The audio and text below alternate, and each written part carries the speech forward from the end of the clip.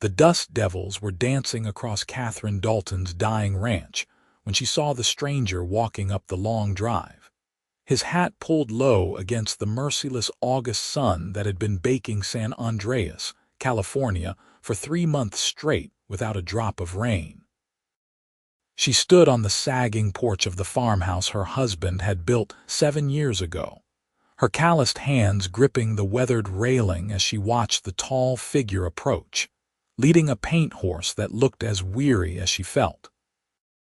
It was 1883, and the land that had once promised so much now seemed determined to swallow every dream she had left. Katherine was 26 years old, though the mirror told her she looked older. Her dark blonde hair, once lustrous and carefully pinned, now hung in a loose braid down her back, streaked with early silver from the stress of the past year. Her husband Robert had died 14 months ago when his horse threw him near the creek bed, breaking his neck instantly. The ranch hands had found him at dusk, and since that terrible day, everything had been falling apart. The 3 hired men had left within 2 months, seeking steadier pay elsewhere, and Katherine had been left alone with her 8-year-old son Thomas and the crushing weight of a failing cattle operation. The stranger stopped at the bottom of the porch steps, removing his hat in a gesture of respect that seemed almost antiquated even for these parts. Katherine studied him carefully, her hand instinctively moving to the rifle she kept leaning against the doorframe. He was young, perhaps 28 or 30, with sun-bronzed skin and dark hair that curled slightly at his collar. His eyes were an unusual shade of gray-green, like the sage that grew in the high country, and they held a directness that was neither threatening nor presumptuous. "Madam," he said, his voice low and gravelly from what she assumed was a long stretch of silence. "My name is Yates Owens. I noticed your north fence is down about a mile back and you have cattle wandering toward the ravine. I thought you should know." Katherine felt her stomach tighten. That fence had been on her list for 2 weeks, but she had been too busy trying to shore up the barn roof and manage the hay harvest alone. "I am aware," she lied, lifting her chin. "I have men coming to fix it tomorrow." Yates Owens looked at her for a long moment, and she had the uncomfortable feeling that he could see right through her fabrication. "No disrespect, madam, but those cattle will be gone by tomorrow if someone does not get them back and repair that fence today. The ravine is deep, and you will lose them." She wanted to argue, wanted to maintain the fiction that she had everything under control, but exhaustion suddenly overwhelmed her pride. "I do not have money to pay ranch hands," she said flatly. "I can barely afford to feed myself and my son. So while I appreciate the information, Mr. Owens, I am afraid I cannot hire you." He settled his hat back on his head, squinting up at her against the sun. "I was not asking for money. If you have meals to spare, I would work for food. I am a good hand with cattle, fences, horses, and whatever else needs doing. I have been drifting for a while now, and I would not mind staying put for a spell." Katherine stared at him, trying to understand the catch. Men did not offer to work for nothing, not in her experience. "Why would you do that? You could get paying work in town easily enough. You look strong and capable." "I have my reasons," Yates said simply. "Do we have a deal, Mrs. Dalton?" The use of her name startled her. "How did you know my name? The sign at the end of your drive says Dalton Ranch."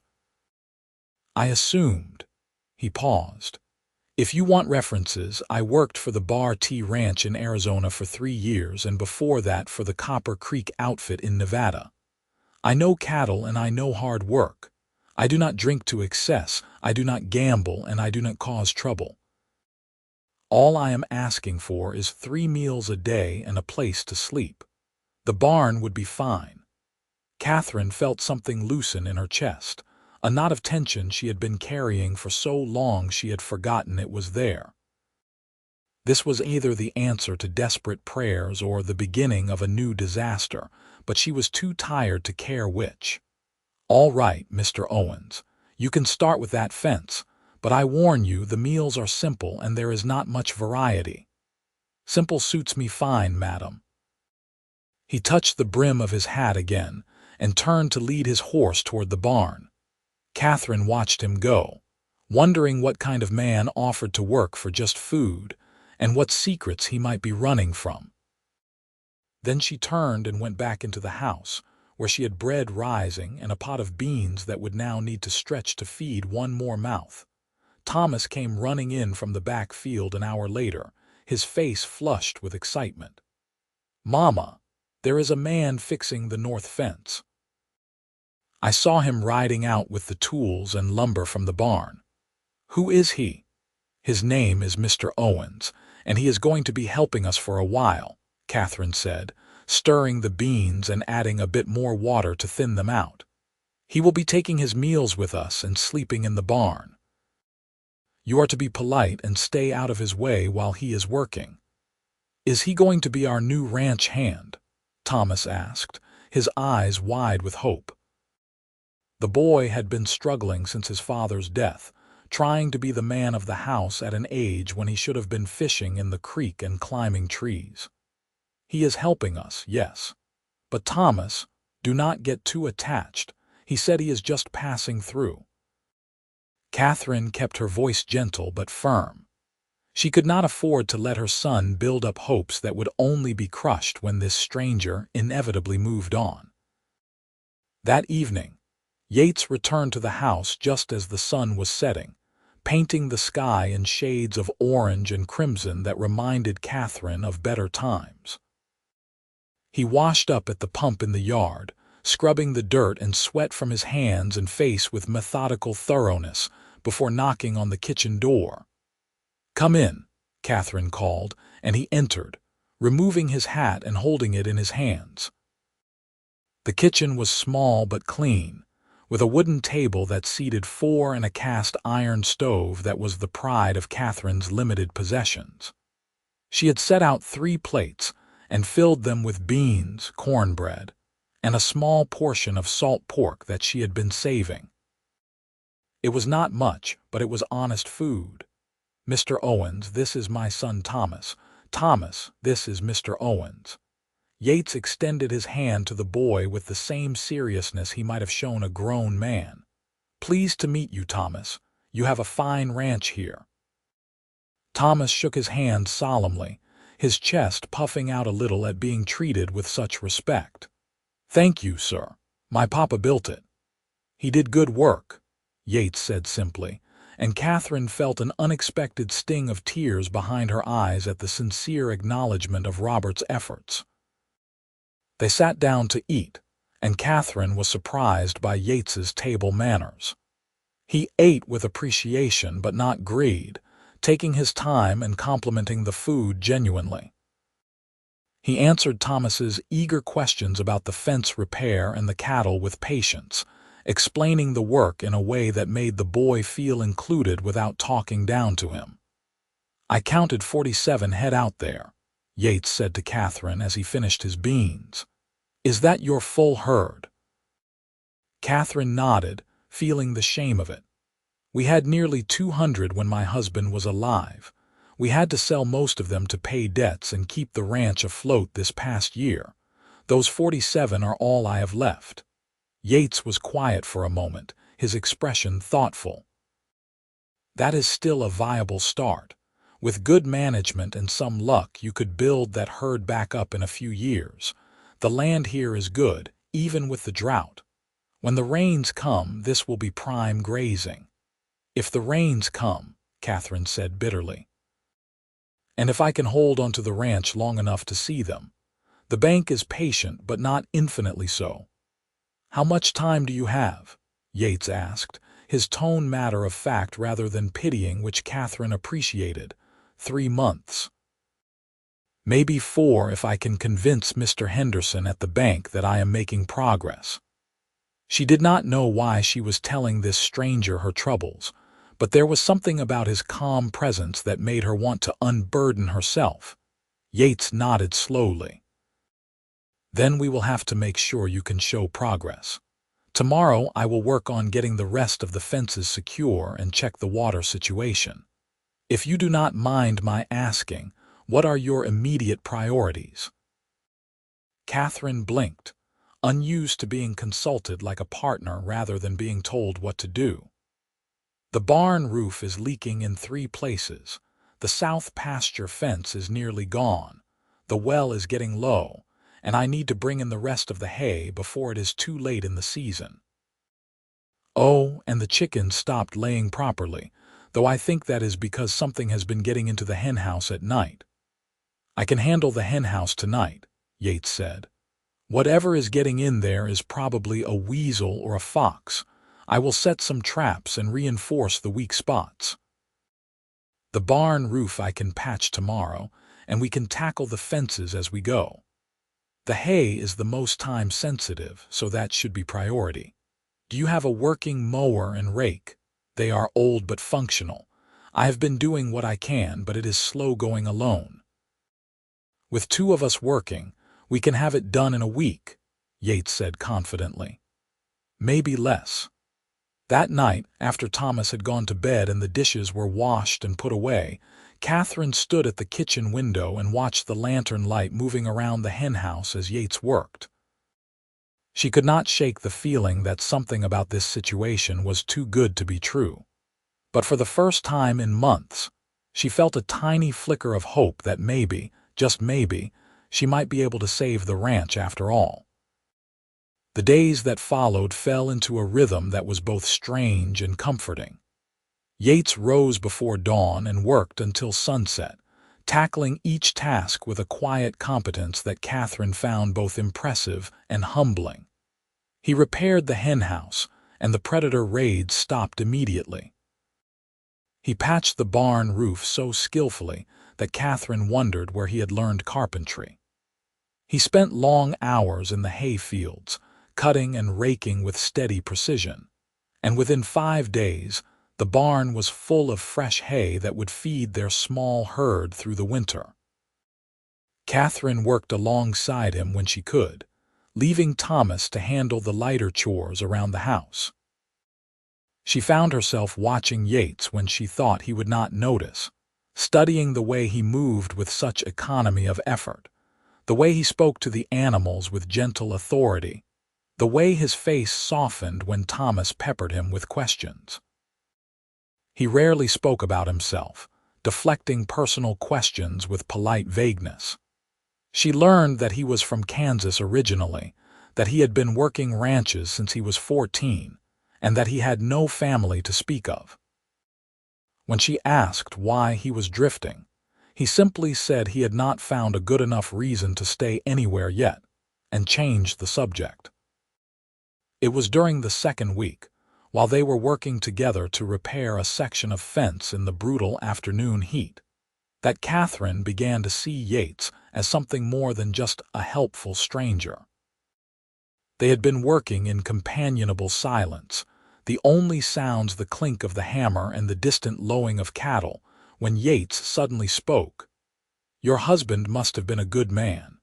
Everything on this ranch shows careful thought and planning."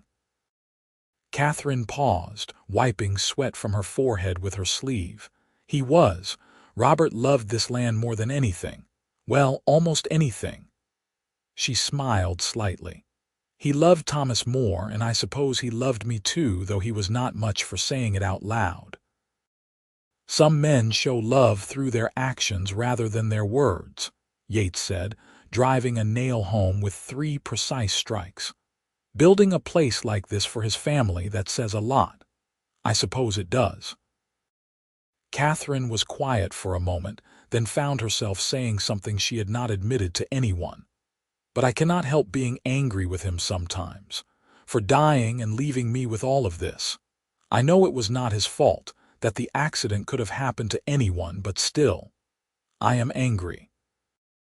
Yates looked at her then, his gray-green eyes serious and understanding. "Grief is not always neat and simple.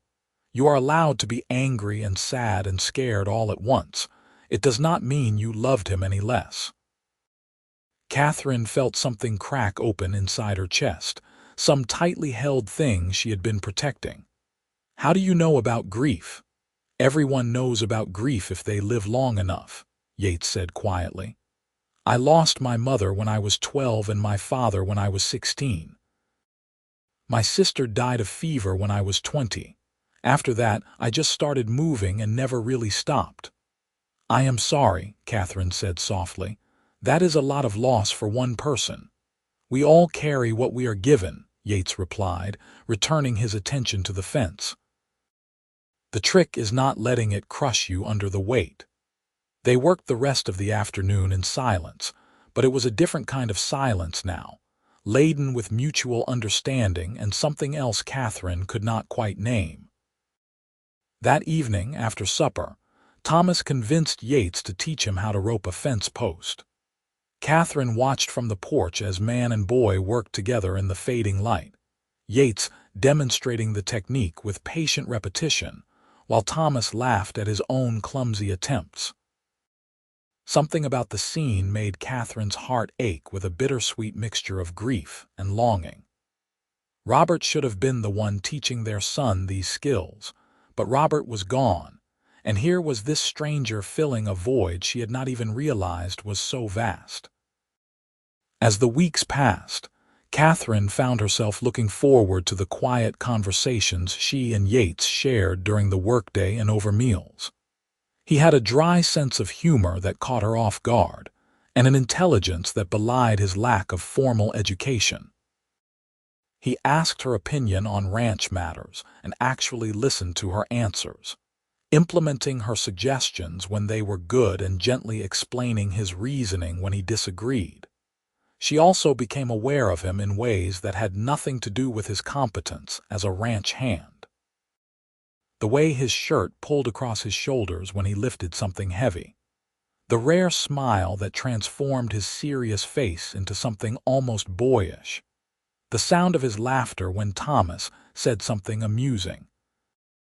These observations made her feel guilty, as if she were betraying Robert's memory by noticing another man in that way. One evening in late September, nearly 6 weeks after Yates had arrived, Katherine was preparing supper when he came in earlier than usual, his expression troubled. "We need to talk," he said without preamble. "I was in town today picking up supplies and I heard some things." Katherine's stomach dropped. "What things?" "There is a man named Charles Wickham who has been buying up property around here. He approached me at the general store, asking questions about the Dalton ranch. How many head of cattle you have, what condition the property is in, whether I thought you would make it through the winter." Katherine felt cold despite the heat from the stove. "What did you tell him?" "I told him to mind his own business," Yates said flatly. "But Katherine, he is not going to stop asking. He has his eye on this land, and from what I gathered, he has been putting pressure on the bank to foreclose on you sooner rather than later." It was the first time he had used her given name, and under other circumstances she might have remarked on it. Instead, she sank into a chair, feeling the weight of this new threat. "What am I supposed to do? I am barely holding on as it is. If Wickham is working against me with the bank, I do not stand a chance." Yates pulled out the chair across from her and sat down, leaning forward with his forearms on his knees. "I have been thinking about that. What you need is to show real profit, something that proves this ranch is viable. Your cattle are in good shape now, and with the fences secure, you are not losing any more. But 47 head is not enough to impress a banker. I know that, but I cannot afford to buy more cattle. I barely had enough for the supplies you picked up today. What if we drove your herd to the railroad in Sacramento? The prices there are nearly double what you would get from the local buyer. It is a hard drive, about a week each way, but if we could pull it off, you would have enough money to pay down your debt significantly and buy new stock." Katherine stared at him. "That is impossible. A cattle drive takes multiple experienced hands. It is just you and me, and I cannot leave Thomas alone for 2 weeks." "Thomas can come with us," Yates said. "He is a capable boy and he can learn. As for experience, I have made that drive before. I know the route and the challenges. It will not be easy, but it is possible." "It is too dangerous. What if something happens? What if we lose the cattle, or worse? What if you lose the ranch?" Yates countered gently. "Katherine, you are fighting for survival here. Sometimes that means taking calculated risks. I would not suggest this if I did not think we could do it." She looked at him, at the steady confidence in his eyes, and felt something shift inside her. This man had appeared on her property 2 months ago asking only for meals, and now he was proposing a scheme that could save or ruin her. But more than that, he believed in her. He believed she was strong enough and capable enough to do this impossible thing. "All right," she heard herself say. "Let us do it. Let us drive the herd to Sacramento." The next week was a flurry of preparation. Yates spent his days getting the cattle accustomed to being driven as a group, working them in circles around the ranch until they moved as a cohesive unit. Katherine packed supplies for the journey, calculating and recalculating how much food and water they would need. Thomas was beside himself with excitement, practically vibrating with the adventure of it all. The morning they left, Katherine stood in front of the house that Robert had built and said a silent prayer that she would see it again.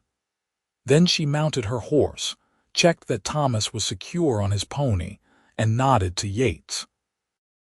He let out a sharp whistle, and the cattle began to move, flowing like a sluggish river toward the road that would take them west. The first 2 days were harder than Katherine had imagined.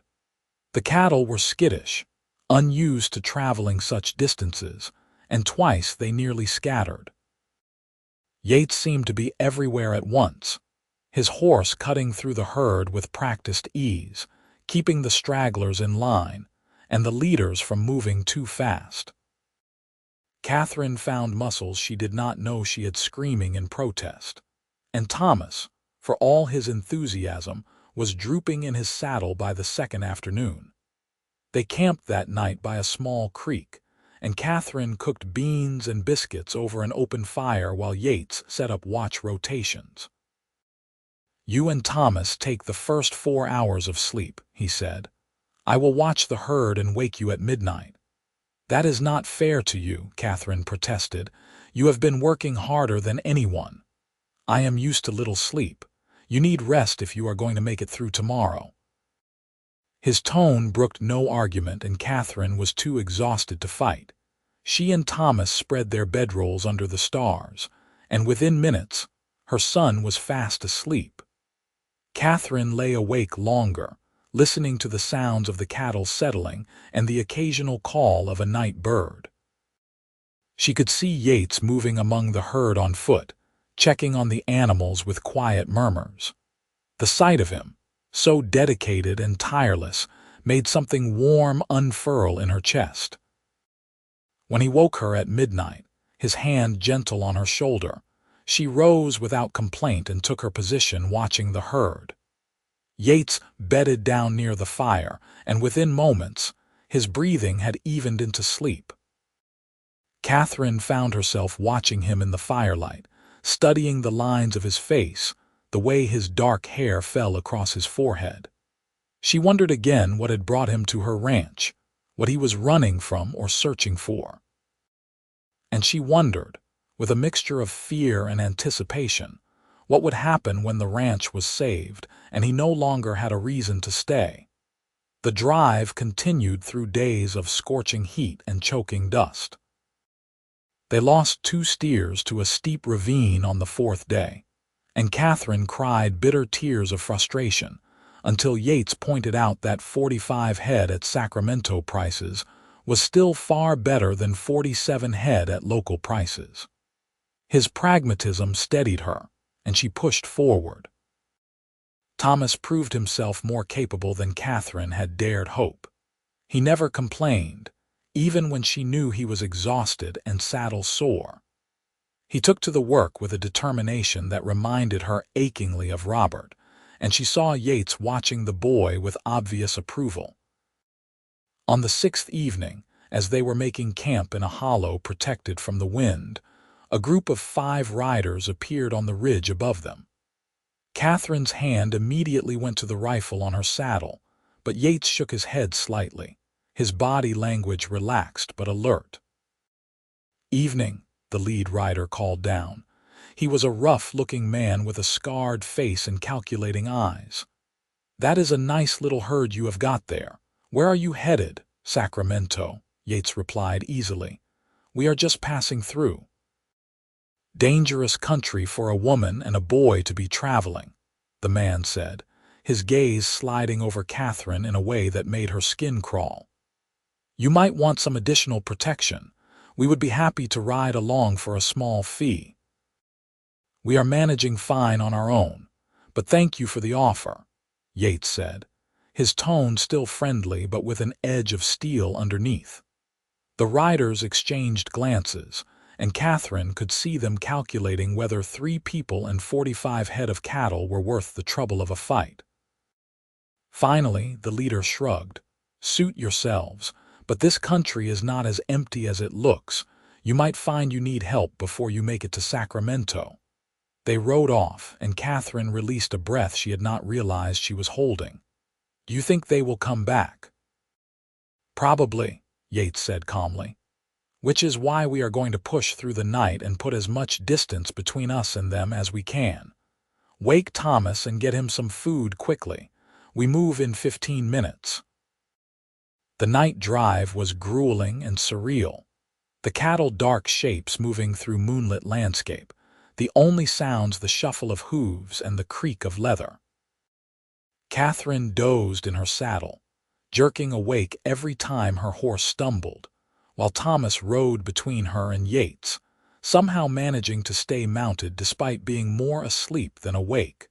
Dawn found them in the outskirts of Sacramento, and the riders from the previous evening never reappeared. Yates had been right to push through, and Katherine felt a rush of gratitude for his experience and quick thinking. The stockyards in Sacramento were a chaos of noise and movement, hundreds of cattle being bought and sold, drovers and buyers shouting and haggling. Katherine had never seen anything like it, and she stayed close to Yates as he negotiated with buyers, her hand tight on Thomas's shoulder to keep him from wandering off. The final price was better than Katherine had dared to hope.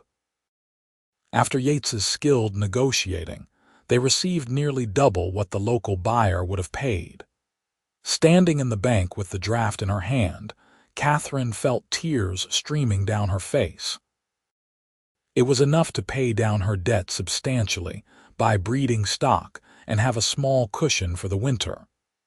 The ranch was not saved yet, but for the first time in over a year, salvation seemed possible. That night, before they began the journey home, Yates insisted they stay in an actual hotel and have a real meal in a restaurant. Katherine protested the expense, but he waved her off. "You just made a small fortune by ranch standards. You can afford one night of comfort." The hotel was modest but clean, with real beds and hot water for bathing. Katherine had not realized how much she had missed basic comforts until she was soaking in a tub of warm water, washing away days of trail dust. She emerged feeling almost human again, and met Yates and Thomas in the hotel restaurant. Thomas was scrubbed clean and practically glowing with pride at being treated to dinner in such a fine establishment. Yates had cleaned up as well, and Katherine found herself staring at him across the table, seeing him in a new light. He had shaved, and without the trail dust and stubble, he looked younger and more open.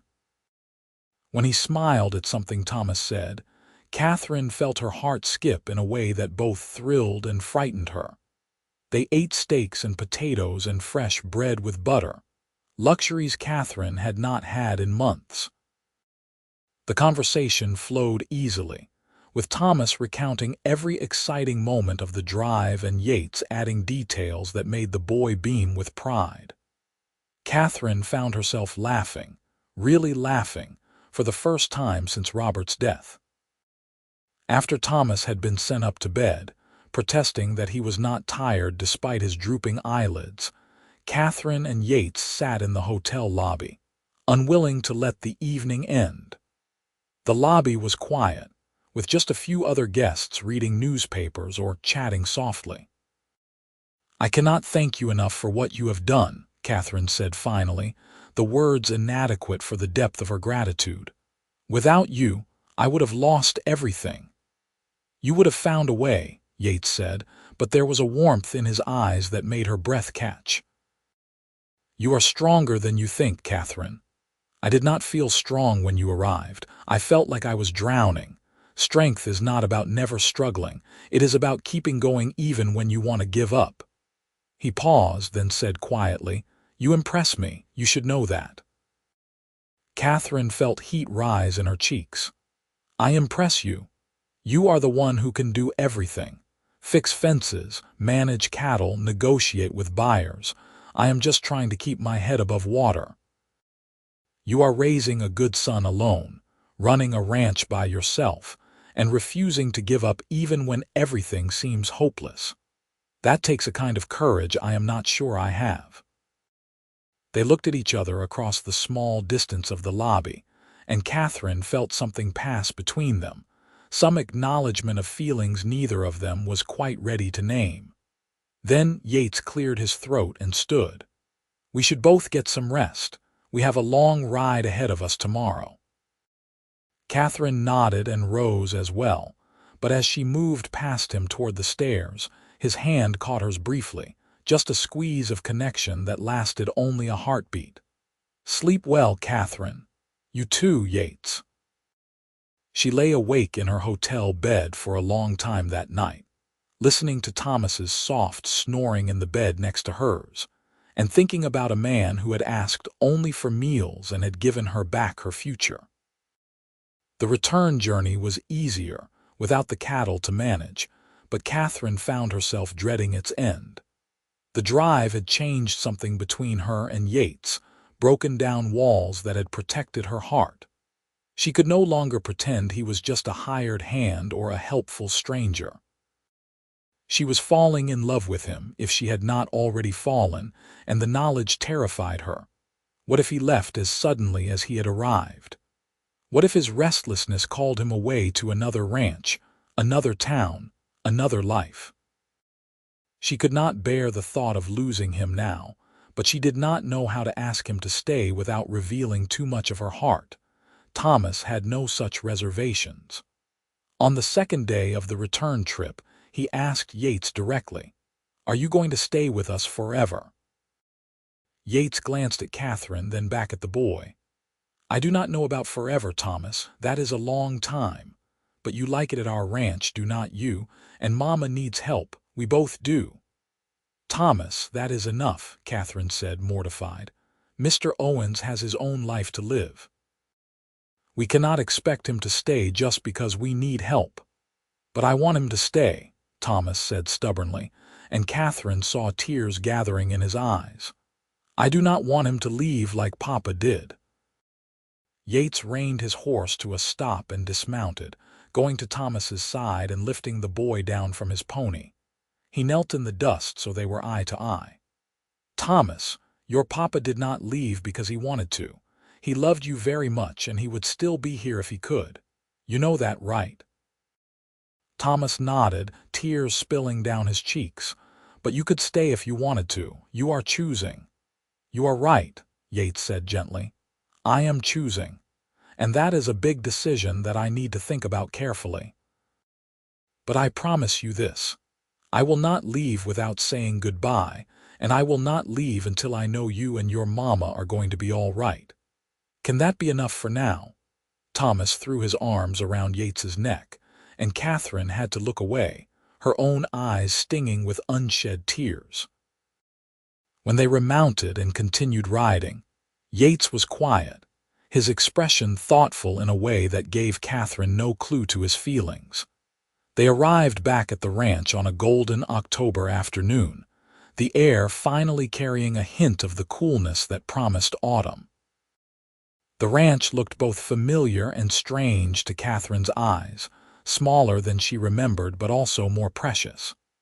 This was home, the place Robert had built, the place where she was raising their son, and now, maybe, the place where she could build a new future.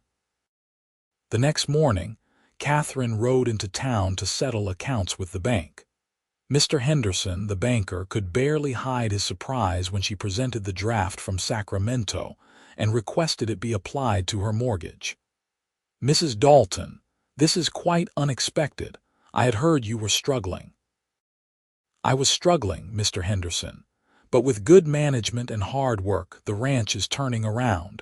I will make the next payment on time as well."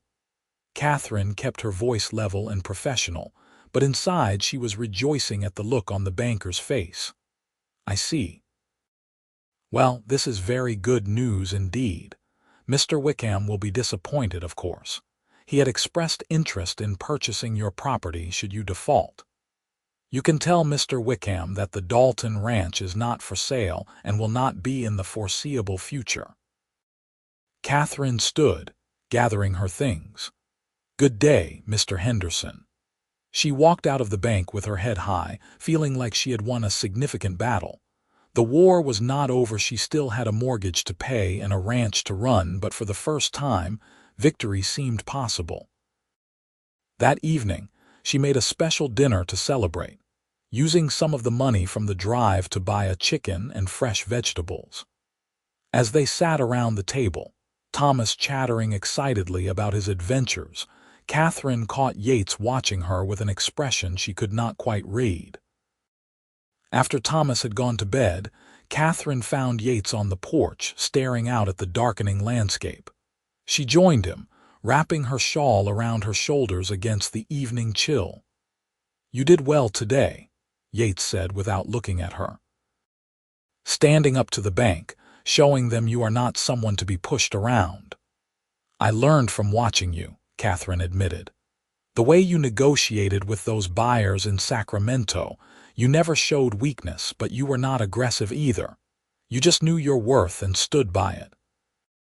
That is all any of us can do." He was quiet for a moment, then said, "Katherine, I need to tell you something."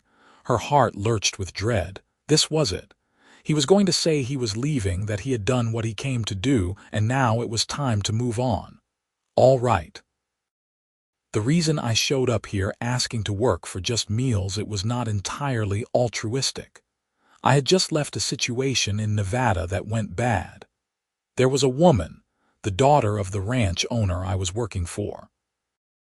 She got it in her head that she wanted to marry me, and when I tried to let her down gently, she told her father I had compromised her.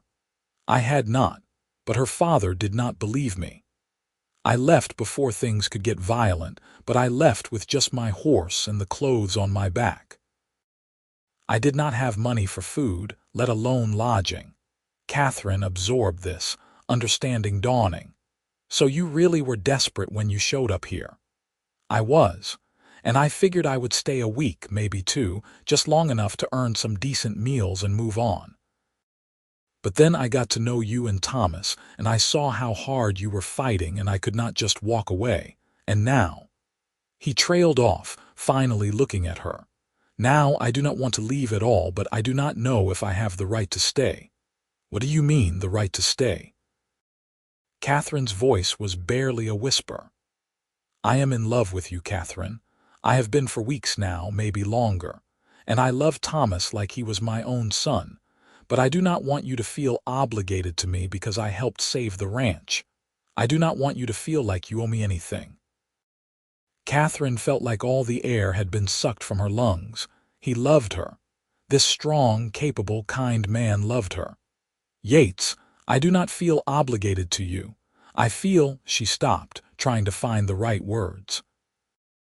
"I feel like I have been living in a dark room for over a year, and you walked in and opened the curtains.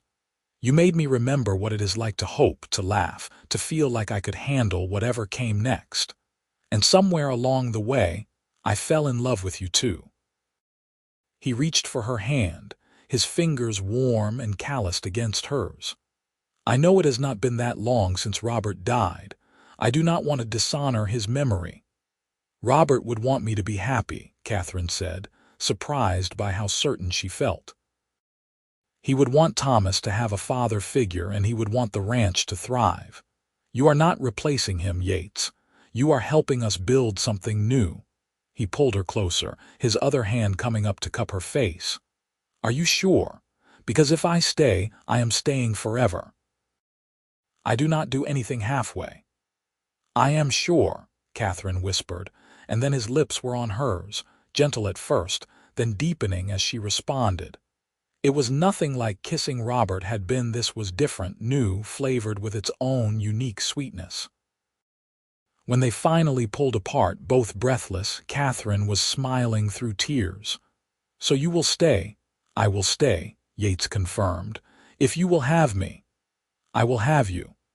They stood together on the porch, hands clasped, looking out at the ranch that had brought them together. There was still work to be done, challenges to face, but for the first time, Katherine felt truly optimistic about the future. The next morning at breakfast, Thomas noticed something different in the way his mother and Yates looked at each other. "What is going on?" he asked suspiciously. "You both look funny." Katherine and Yates exchanged glances, and then Yates said, "Thomas, I have asked your mother if I could stay here permanently, and she said yes. How would you feel about that?" Thomas's face split into the widest grin Katherine had seen since before Robert's death. "Really?" "You are staying forever, forever," Yates confirmed. "And I was hoping, with your permission, that I could court your mother properly, that is, if you do not object." Thomas looked between them, his young face suddenly serious. "Will you be my new papa?" Yates did not hesitate. "I would be honored to be your papa if you will have me. But I want you to know that I am not trying to take your real father's place. He will always be your papa, and he will always be part of this family. I will just be adding to it, not replacing anything." Thomas thought about this for a moment, then nodded solemnly. "I think my first papa would like you. He would be glad someone is taking care of us." Katherine had to excuse herself to the kitchen, where she cried quietly into a dish towel, overwhelmed by love for both the man she had lost and the man she had found.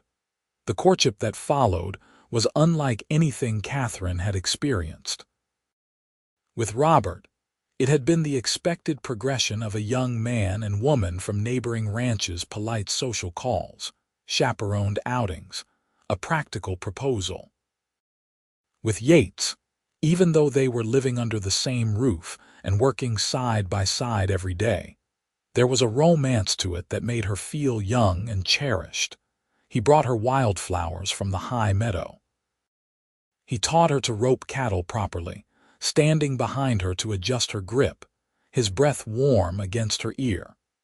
He left little notes in places he knew she would find them, in the sugar jar, tucked into her saddle bag under her pillow.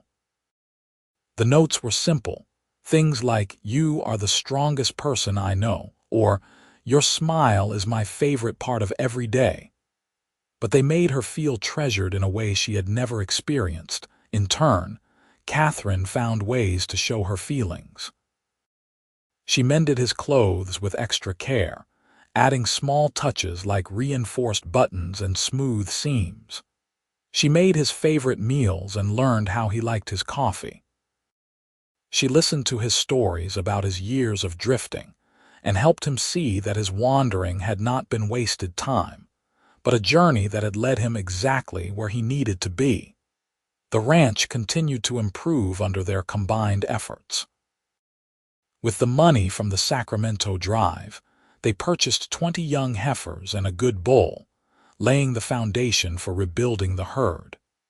Yates repaired everything that had been broken or neglected, working methodically through a list that seemed never-ending.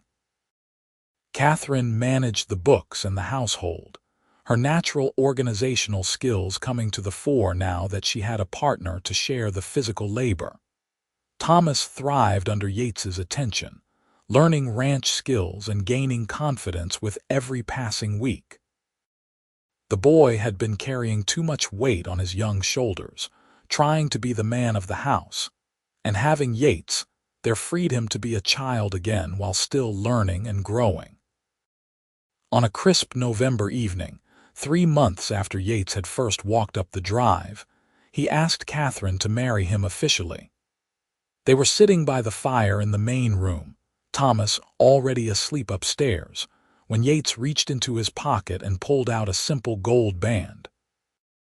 "It was my mother's," he said quietly. "The only thing I have left of her.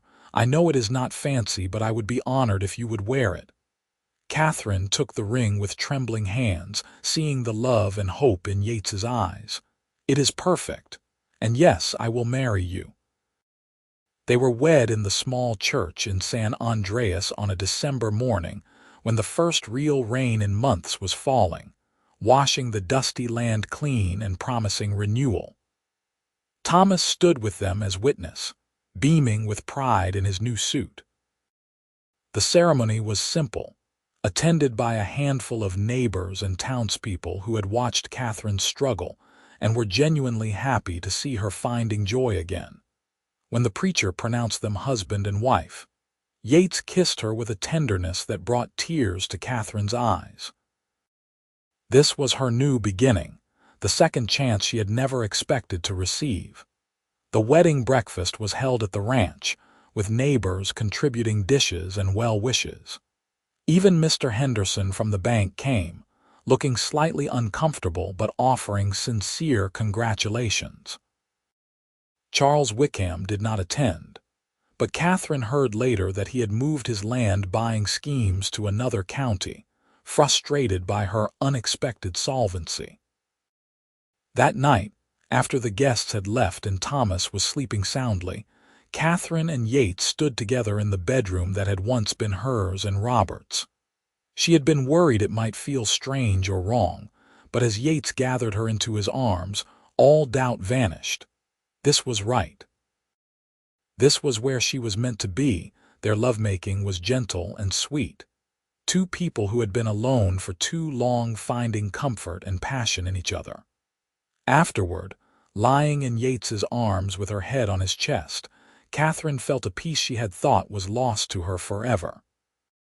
"I love you," she whispered into the darkness. "I love you so much it frightens me sometimes." "I love you too," Yates replied, his hand stroking her hair. "And you do not need to be frightened.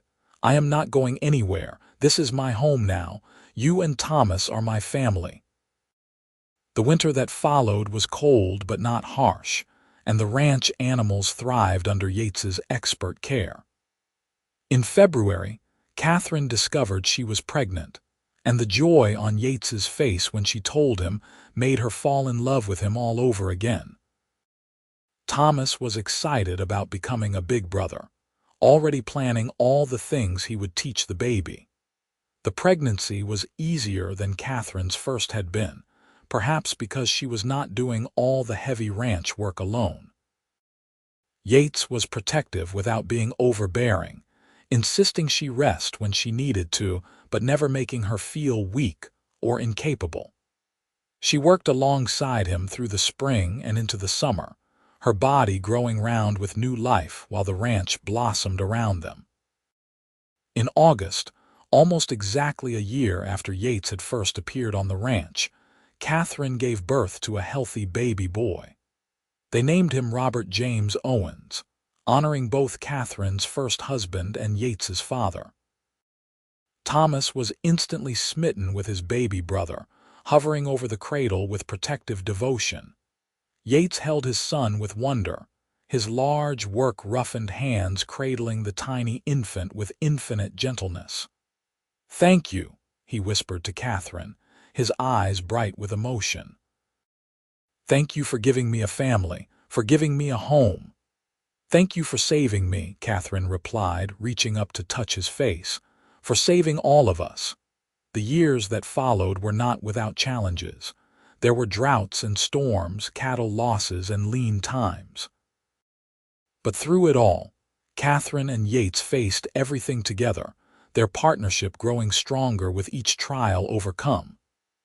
They added 2 more children to their family, a daughter they named Grace, and another son they called Henry, and the ranch prospered beyond Katherine's wildest dreams. Thomas grew into a fine young man, taking over more of the ranch operations as Yates grew older. He never forgot his first father, keeping Robert's memory alive through stories, and by maintaining the standards of hard work and integrity that Robert had valued. But he loved Yates as a father too, and Yates loved him like a biological son. On a warm evening in September, 15 years after Yates had first walked up the drive asking only for meals, Katherine and Yates sat on the porch watching the sunset. Their children were playing in the yard. Thomas was now 23 and courting a girl from town, but he still came home most evenings for dinner. Baby Henry, who was not so much a baby anymore at 6 years old, was chasing Grace, who was 8, around the oak tree while Robert James, now 14, was working with the horses in the corral. "You ever regret staying?" Katherine asked, reaching for Yates's hand. "Do you ever miss the drifting life?" Yates squeezed her fingers, bringing her hand to his lips. "Not for a single moment. This is everything I was searching for during all those years of wandering. I just did not know it until I found you. This ranch, this family, this is what was always supposed to be my life." "I am glad you were hungry that day," Katherine said with a smile. "I am glad you asked for meals instead of money." "I am glad you said yes," Yates replied, "though I have to say I got much more than meals out of the deal." They sat in comfortable silence, watching their children play and the sun sink lower toward the horizon. The ranch that had once been dying was now thriving, filled with life and love and laughter. The widow who had been drowning in despair had found strength she never knew she possessed. And the cowboy who had been drifting aimlessly had finally found his home. Katherine thought about that terrible August day when she had watched a stranger walking up her drive, desperate and fearful, and not knowing how she would survive another week. She could never have imagined then that the stranger would become the great love of her life, the father to her children, the partner who would help her build a legacy that would last for generations. As the stars began to emerge in the darkening sky, Yates pulled Katherine closer, and she rested her head on his shoulder, feeling the steady beat of his heart beneath her cheek. This was contentment, she realized. This was happiness. Not the absence of hardship or challenge, but the presence of love strong enough to weather any storm. "What are you thinking about?" Yates asked softly. "I am thinking about how lucky we are," Katherine replied. "How a series of terrible events led to something so beautiful. Robert dying, you leaving Nevada, me being desperate enough to take a chance on a stranger. All of it was awful at the time, but it brought us here." "I like to think we made our own luck," Yates said. "We both could have given up. You could have sold the ranch and moved into town. I could have kept drifting, but we chose to fight and we chose each other." "I would choose you again," Katherine said firmly, "every single time. And I would choose you," Yates replied, kissing the top of her head. "Forever." They sat together as the night deepened, surrounded by the land they had saved and the family they had built, grateful for the hunger that had brought a cowboy to a dying ranch, and for the courage that had allowed a widow to offer him meals and, eventually, her heart. The ranch that had nearly been lost was now secure, not just in terms of finances and cattle, but in the love that filled every corner of it, from the repaired barn to the sturdy fences to the house that rang with children's laughter. As Katherine drifted off to sleep that night, safe in Yates's arms, she sent up a prayer of thanks for second chances, for unexpected blessings, and for the man who had asked only for meals but had given her the world in return. The Wild West could be a harsh and unforgiving place, but it could also be a place where love took root and flourished, where two broken people could come together and make each other whole, where a failing ranch could become a thriving home filled with hope and joy. And in the morning, they would wake up and do it all again, working together, laughing together, building their future one day at a time. Because that was what love was in the end. Not grand gestures or dramatic declarations, but the steady commitment to show up every day and choose each other, no matter what challenges the Wild West threw their way. The widow's ranch had been dying. The cowboy had arrived asking only for meals, and together they had created something neither could have achieved alone, a love story for the ages, set against the rugged backdrop of California's San Andreas Valley in the fading years of the 19th century. A testament to the enduring power of hope, courage, and the human heart's capacity to heal and love again.